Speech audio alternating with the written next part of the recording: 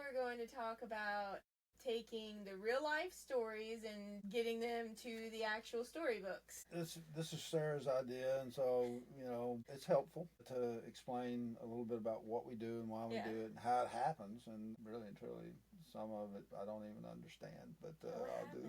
It just what happened? Yeah, that's what my granddaughter said. What happened? She had a whole phase of every time anything. What happened? What happened? We took a line out of Jemima Joke and just said, okay, we're going to step through this. And how we came up with the word and how we came up with then the rhyme. You make a story out of it. Well, okay, that's good.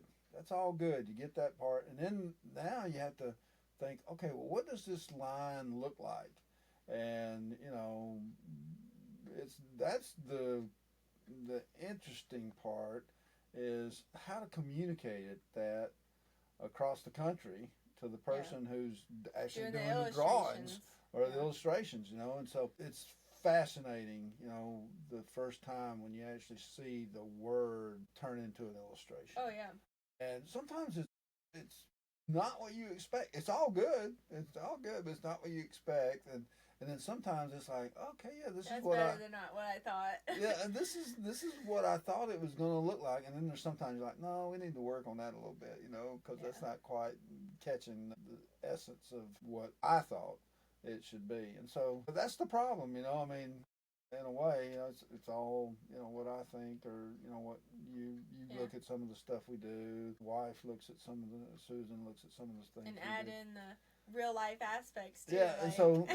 Yeah, I mean, like like when the scenes we're currently working on. That's what I was gonna say. The little chicken. Yeah. Well, even like we just had Molly is a chicken we had from the past, and she's grown up and gotten better out of the chicken nursery. But then we have a new chicken that came in our last batch of peeps that we got. That she was. She was having an issue, and so it's like if you leave her with all the other ones, they're just gonna pick on her until she's not there anymore. Yeah. So we brought her up, put her in the little chicken nursery. Well, Eleanor is like, oh, she needs a ball. Yeah. And so she put this golf ball in there with her so she has something to play with. And even you were like, why does she have a golf ball? Yeah. And I'm like, Eleanor said the chicken needed something to play with. Yeah. So then when you got the scenes back, I was like, you need to put a golf ball in there or a ball for the chicken to play with. Yeah, she has empathy. Yeah, her heart's too big. Her heart is too big, literally. Yeah, she has a big heart. And so, yeah, I mean, yeah, that's what that's about. And so, we took that word, a single word, and we just stepped through the sketches, and then the sketches come in black and white, but it's a good point of reference and a frame of reference. And then you add color, and, everybody's colors are different. We kind of stick with the same color pattern. Yeah, between books, because we don't. It's a collection. Yeah, hopefully it'll be a collection, and hopefully people will read them, and hopefully they'll learn from them. I mean, but you never know. I mean, some books are better received than others, and then some books are they're hits. You have your own personal bias built in, and you think, this one's gonna be great. No one likes it, and then and then sometimes you love it, and everybody else does too. So it's that. It's hard to say, but in the course of seeing the words and the sketches, in between there is the character. Oh, is this a male? Is this a female? Is it a cat? Is it a dog? Is it a chicken? Is it a horse? What is it? What kind of character is it? And then is it static or is it dynamic? Does it start out as a little baby and grow up, or does it start out as a young person? Or is this just a little piece of their life? Yeah, or some characters are there, moments, just for a few pages and they're gone. Yeah. And so they're static, they don't change a lot, But then sometimes, like with Rosie, she's bouncing back and forth between the future and the past and the present and that kind of thing. And so she's presented in different states of growth and development and whatnot. And then other characters are, they don't change, like Clint, in Snowflake. He's the age he starts out in the beginning is pretty much the age he is a year or so later.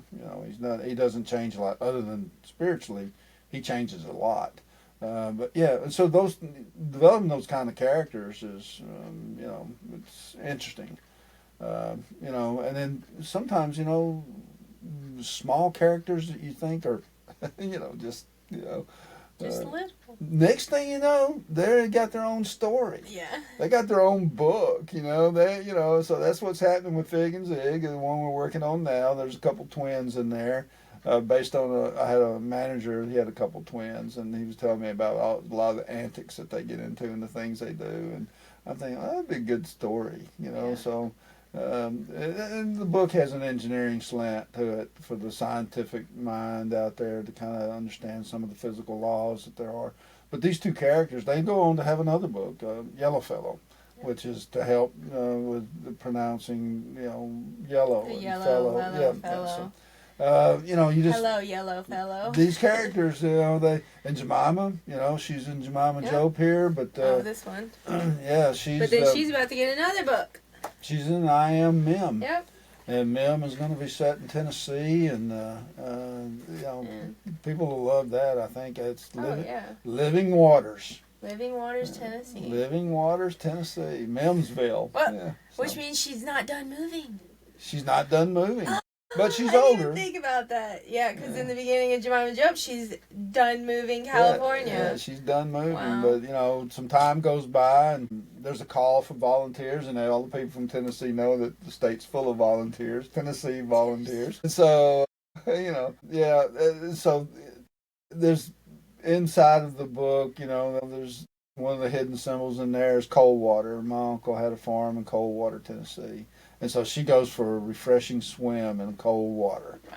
And she comes out changed, and so, yeah. And that's why I feel like some of the, it's like every verse, every like little piece of the words, every image has a meaning. Oh, I mean, yeah. there's sometimes like, a plant over in the corner.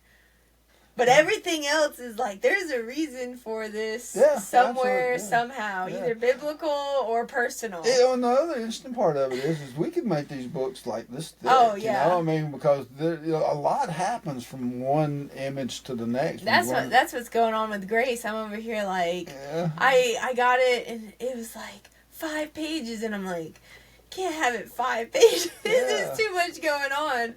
But it's just, you're trying to teach underneath everything, you're trying to teach a biblical message. Yeah, and those characters, that you're developing, sometimes it's like a play on words, to follow on, Jemima gets married, and, she has children, and her child grows up and goes to Japan. And that's the next book in the series. That's the next one, yeah. Yeah, and so one of the characters in that book is a little kid that's just tags along, with the bigger kids and whatnot, and they're trying to always, you never know who this kid is or what this kid is, but eventually they come to the point in the story where they need somebody little to crawl through a hole, and they're like, well, hey kid, who are you?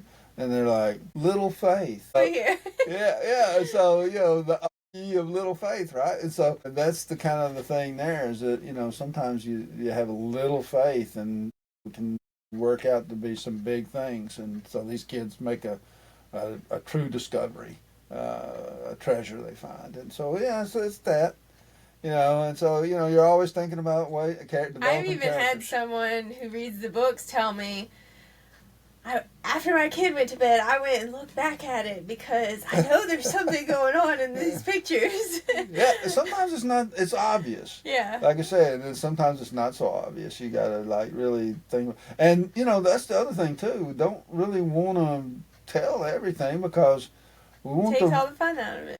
We want the reader to kind of sort of form their own opinions. Oh, and some things are left up to. Yeah. It could go this way or this way. There's no... Well, in Jake and the Snake, does he take the wide path or does he take the narrow path? Yeah. Or even in Jemima, in the beginning, it opens it up to she's moving on from what? Was there a loss? Did she lose her job? Did she, what was the thing made her have to start moving forward? The problems with, that era of time, and a lot of things didn't work out the way people thought that they should. And so...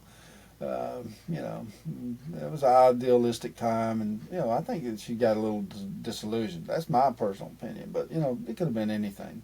She lost her boyfriend, she lost her job, she lost, you know, whatever, some, you know, anything fits the thing. Yeah. And I guess, you know, so when you're developing these characters, you know, you want to keep it kind of, you know, simple, but at the same time, you want it to be you want the person to have to dig a little, you know, and open up their Bible and look at this verse and see if this verse actually, do you interpret that verse the same way as what's being presented here? And that's the other thing too, folks. Just keep in mind, these are kids' stories. This is not not Sunday school morning, you know, preaching sermon at church or whatever. Go there if you want a sermon. You know, these are just stories about kids and, you know, God and whatnot. And we try to, you know, work to keep it in the, you know, kid world. Straight and narrow kid world. Gotta talk to our quality assurance specialist. Yeah. She helps us make sure it's on track. Well, yeah, she got that one right in JG, which is, it's in design. Oh, yeah. In design now. And probably be released pretty soon. And the crying kid, she's like, why is the kid crying? Yeah. So, yeah. And it was sad for her. It was she was like not happy that the kid, he rescues the family from the burning building, and the one girl, I mean, she just was rescued from a burning building. So in real life, you would think, oh, the little girl's crying, but it was so upsetting to Eleanor. She was like, no, this is, why is she sad? This is so sad. So we changed her to just a concerned face. Yeah, concerned look. Because we're not trying to make kids sad. And on the next round of design, when it came out, she looked at it and she's like, oh, this is okay. This is good. This is good. Yeah, it was approved by the quality. Quality. So this is good. It's funny how things work. And you know, that's the thing. You know, you're sitting there and you're working on these characters and whatnot, and you're thinking everything is just fine. Yeah. And from an adult's point of view, it and probably so. Seemed fine. An adult view, everything is hunky-dory, so to speak, right?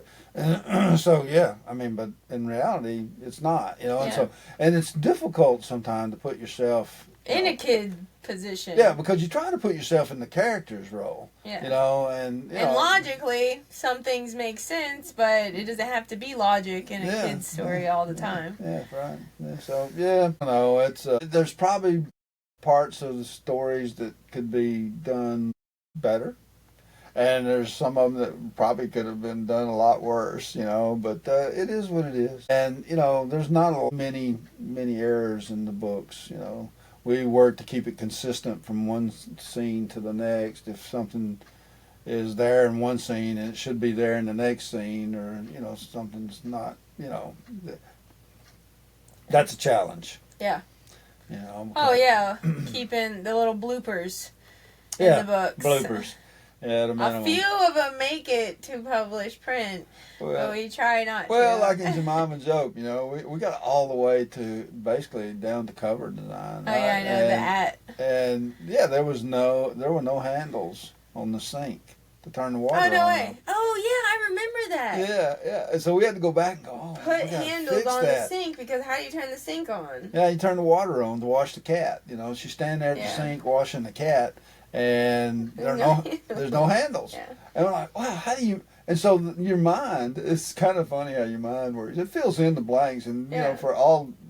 We must have looked at that page so many times. It is 7, 3 people looking at it. And 3 people looking at it, and no one sees anything until...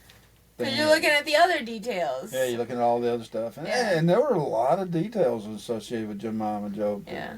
I mean, in how the characters come to life presentation, we just take one line out of the poem and step you through, you know, from the beginning to end. This is, you know, and basically it's the cover page here is the line that we took, and, you know, and that was one of the things we point out. You know, when you're laying out these illustrations initially, you're looking at them and you're thinking, okay, this would be a good cover. And in this particular case, it worked out. And sometimes it changes. But sometimes it has to change, because it's like, no, that's not working for a cover. Wasn't it like Be Free? Yeah, Forever it was the first page with the little smoke thing. Bobby the beekeeper guy and everything. But then we said, oh, the one with the flowers and the hummingbird and the key and all that is a much better picture. And the owls up on the making their wisecracks and stuff, you know. That's a better cover. And so, yeah, that's what we used. And so, yeah, and it's like that with all of them. You know, sometimes you pick out the cover page and, man, it's spot on. And then other times, like the one we're doing with Snowflake, we picked the horses for the cover. Well, that wasn't our original choice. But once we saw that illustration, we went, that's the one. That's the cover. Yeah. You know, so it's that kind of thing, you know. And so even after even when you have a plan for how it's going to be, it changes when you're going through the process. Yeah, and so the character development is, you know, in the story itself, but the character also is the book. I mean, the book is a character in you know, in a kind of a interesting way, and developing that, what that looks like is all part of it. So yeah, it's watch the author insights. Yeah, because you know you may be sitting out there, you know, thinking, you know, oh, I want to write this a book. is something I want to do, and you know, like I said, I wrote these things down, you know, the first 2005, yeah, and 20 years ago, wow, you know, and you know, I still toyed with it and finding an illustrator and finding people who could do things, and finding an illustrator is a difficult thing. There's lots of places you can go. You can go, you know, different places and find illustrators. But, you know, finding one that you click with, understands you, like with the chicken one, you know, that we're currently doing. This illustrator, I told my publicist, I told her, I said, this illustrator understands farm life. Yeah. You know, this person, this team, this group, they relate to what I'm saying because they got the first set of illustrations. I'm sitting there going, very few comments. Yeah. You know, back. It's really not even comments on the illustrations. It's like, oh, we should add this. We should, you know, this would be cool to do too. Yeah. And I mean, so this book's going on the fast track. Yeah. It'll come out quickly. And, you know, so it's that kind of thing where, you know, you think about, you know, finding an illustrator that you can relate to and that kind of thing. But yeah, I mean, when we started doing this, I was still a little bit apprehensive. And with Jake. Yeah, the first one. The Jake and the Snake. I was still like, man, I don't know if people are going to be receptive to this, you know, because it's, you know, you're opening yourself up to, you know, people seeing your thoughts and in your books and whatnot, and you know, some of these stories are kind of, you know, corny, if you will, and so, you know, who thinks like that, right? And so, but you know, I was watching this guy. He's a you know, preacher fellow, and he was talking about, you know, God's called you to do something. You got to do it. You should pursue it. And the guy, he was preaching and he was doing it. And he said, I don't know why I stopped to say that, but I thought it was important for somebody. So I was sitting there going, wow, well, it was for me. Because I was being a little apprehensive and I was thinking, I don't know if I need to do this. So all I'm saying is, you know, to you who are out there watching, if you think this is something you should be, there's something that you like, oh, should I do it or not? Yeah, and it don't have to be this, but if it's something that you should be doing, that you feel the Spirit's, you know, you should be doing it. It's much more rewarding to do it than it is to not do it. And at least, you know, Abraham Lincoln, I think, said, well, I'd rather fail at something that would ultimately succeed than succeed at something that would ultimately fail. Yeah. And so the thing is the only way you'll ever know is you got to go try. So you got to go do something. So, yeah. So that's that. That's how that one works. So I hope you enjoy the view of taking a line through from beginning to end, and I hope this offers a little bit of insight into how we got where we are today. And as always, like, subscribe, share, follow, and follow us on Facebook because we post daily there. Yeah, we do. So not just book stuff. Other devotionals and the Saturday study. So Fun Fridays. Fun Fridays are good. We get a lot of. Right now, we're not really getting lots of likes, but people are watching it. People are looking at it and commenting and sending us, you know, here's the my kid did this puzzle and stuff. So Yeah. if you're looking for, any of you homeschool moms looking for fun activities to do with your kids, the Facebook page is great for the Monday Readers Corner and Fun Friday. We do little activities with books on Friday. So Yeah, and even for you old folks out there, Yeah. there's a word search, the puzzle that Sarah puts together for us on different books. I and try to topics. switch them up. Yeah, I love doing those things. It kind of keeps the mind sharp. Looking backwards and forwards and up and down and across and all that, looking for these different words. I tried to stop doing the backwards one because I was like, well, if these are for kids, should I be doing them backwards? So Yes. the problem is, it's the age range. It's for kids from like 3 to 15 is what the books are. So that's why I try to add in the coloring pages and the more challenging stuff. Well, you know, so a lot of old folks out there, you know what I'm talking about. You're just big kids, right? Yeah. So you're big kids. We all are. At all ages, not just the old folks, even us. Kid at heart. So, yeah, I mean, enjoy. And it's fun. Yeah. And it's a distraction from whatever else is going on in your life. So, that too. Yeah. So, like, subscribe, share, follow. We'll see you next time. All right. Take care.